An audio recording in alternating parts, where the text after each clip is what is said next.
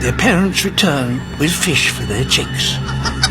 But the juveniles have other ideas. They mug the adults for their catch.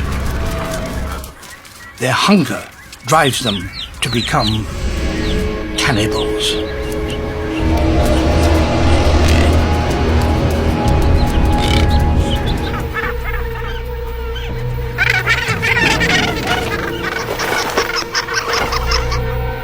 Only chicks with parents at their side, or those too large to swallow, have a chance.